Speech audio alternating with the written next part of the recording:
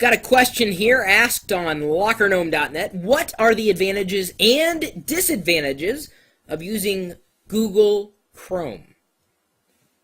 We, of course, are referring to the web browser from Google, known as Google Chrome, not to be confused with the Chromium project, upon which Google Chrome is built.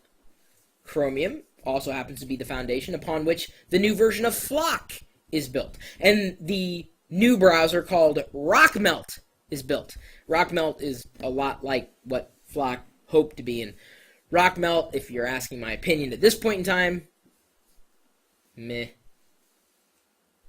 It's okay. I don't understand how they got funded, but it's another story entirely. Either way, an advantage of Google Chrome.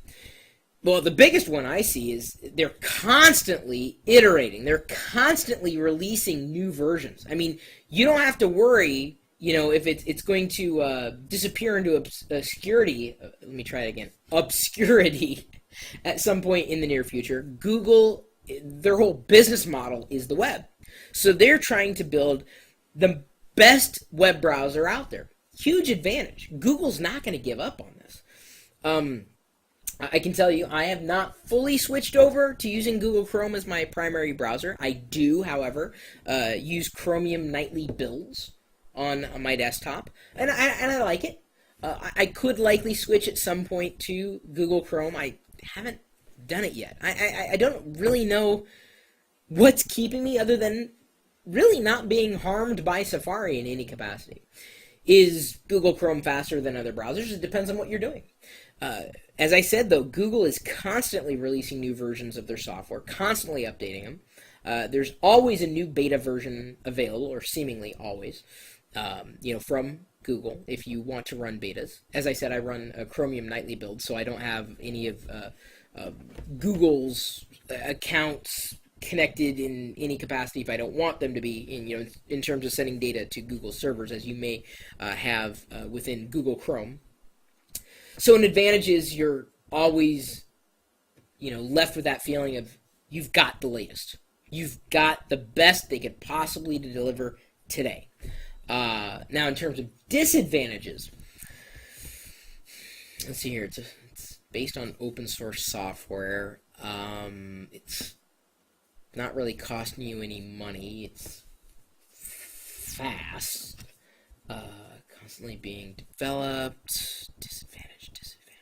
No, they do have plugins, or as they call them, extensions.